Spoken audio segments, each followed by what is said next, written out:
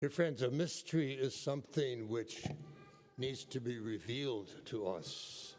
It's something that we cannot know by our own natural reason.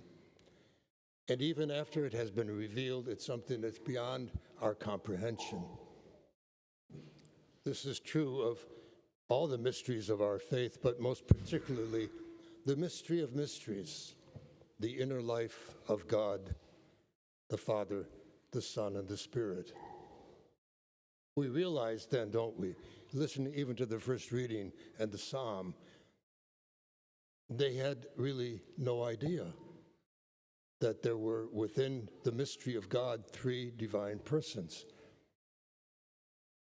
As the opening prayer today said, God our Father, by sending into the world the word of truth and the spirit of sanctification, you made known to the human race your wondrous mystery. So it is by the sending of the Son and the Spirit that God the Father revealed the mystery of the Trinity. And we've just, for the past 6 months, we've been celebrating that mystery, haven't we? Starting with Advent, and then the coming of the Son of God, being born of the Virgin Mary, his suffering and death and resurrection and ascension, and then the sending of the Holy Spirit on Pentecost, which we celebrated last Sunday. So it's very fitting then that at the conclusion of all these feasts, we have this celebration of the mystery of the Trinity, the mystery of God as God is.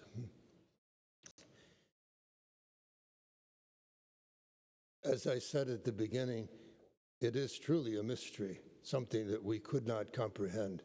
No one before the coming of Christ could have known the mystery of the Trinity. It was hidden in the mystery of God's own life. Oh, there were hints of something going on. A couple centuries before the coming of Christ, we had this idea of the wisdom of God. How did God act? He acted by sending the wisdom into and created the world in that way. So kind of a hint that there was something in God that could be shared with us. But not until Jesus came did God reveal to us that he had a son. And we as Christians are the only people on the face of the earth that still believe that God had a son, and that the Son and the Father are one in the Holy Spirit. This is a mystery, a truth of our faith peculiar to Christians. Islam denies it, Judaism denies it, pagan nations certainly deny it. But we are one in professing the fact that our God is a God of love, Father, Son, and Spirit. So as I said, the beginning prayer kind of gives preachers a good takeoff, a good way to approach this unspeakable mystery. Because it says very beautifully, God our Father, by sending into the world the word of truth and the spirit of sanctification, you made known to the human race your wondrous mystery. So again, as I said, we would not have known this mystery. And after we do know it, we cannot comprehend it completely, but we know then from the life of Jesus and all that he taught us about his relationship with the Father, that he is the Word made flesh, he is God present among us. God sent his own Son to be one of us so that we could become one of God, enter into the very mystery of God's inner life. So that's basically what we celebrate today. Not only the fact that it is, but that we are invited to share in it. Amazing. As the fathers of the church often say, God became man so that men could become God.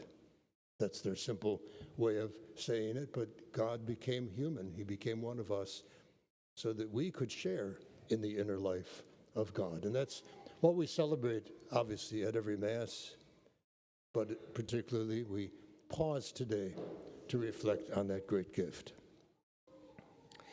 A little personal item.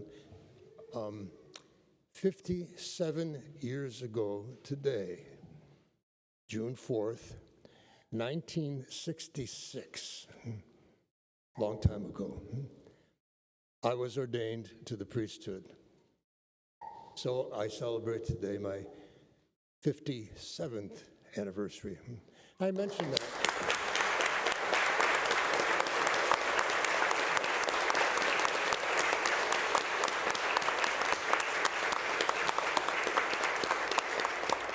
You're all too kind.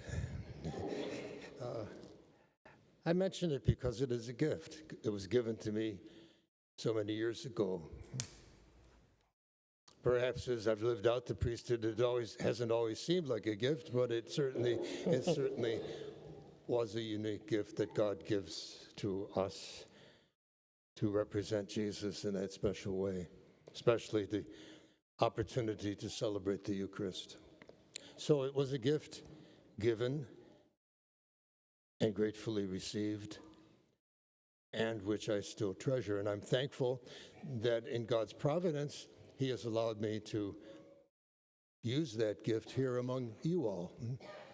It's God's gift to me to come here with Father Mike, to be with Father Mike, and then after he went to heaven, I was still here, and I'm glad to be here with you all. So we thank God for all His many blessings to us. And so would you join me then in that beautiful prayer that we say so often?